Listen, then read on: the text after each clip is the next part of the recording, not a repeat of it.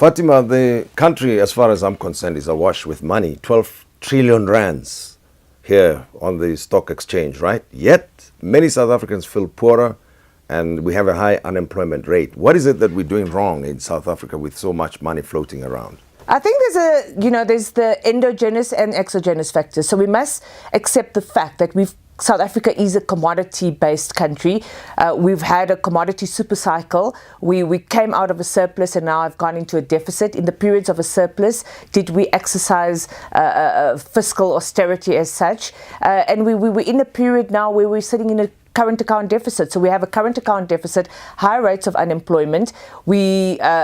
An emerging market economy that's impacted by what's happening globally as a result of the challenges in the developed markets and the low interest rate environment. So those are the external factors where we're part of the fragile five, and that impacts us as an emerging market. But internally, we have our own challenges. And I think that our own challenges internally is one, Eskom, it's an issue.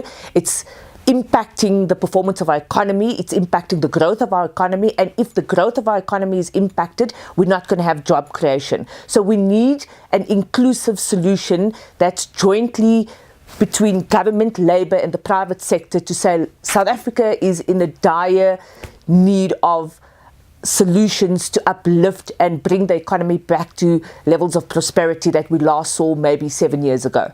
And you also have the big question on the issue of economic transformation. Many people are concerned that there's a slow pace of economic empowerment in this nation. What's your sense of what's going on here on the stock exchange? My sense is that after 21 years, we've achieved very little in terms of economic transformation in South Africa. And even though we've made some form of prescription through the financial sector charters, through the various codes, through the DTR generic codes, we haven't achieved the level of transformation that we should have achieved, because in many cases with the private sector, and particularly with foreign companies playing in South Africa, it's become a tick box approach. So we need a seriousness coming from the Department of Trade and Industry, together with the private sector, to say that this is not a tick box approach, and we need to force the prescription in a way that's not forceful yet achieving the types of change that we need to see coming through. So hopefully the new sector codes will achieve that goal that we're seeking to achieve. Very briefly, I mean, why should the private sector be forced to transform? Where are the incentives? Many business people would say, we don't think it's relevant or necessary for us to up the pace of transformation.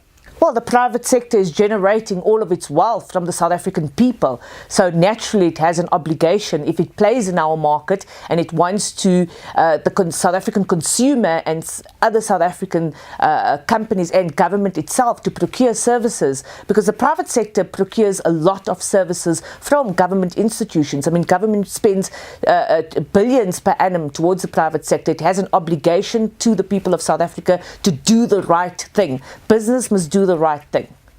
Thanks very much, Fatima. It's a pleasure. Thank you. Much appreciated.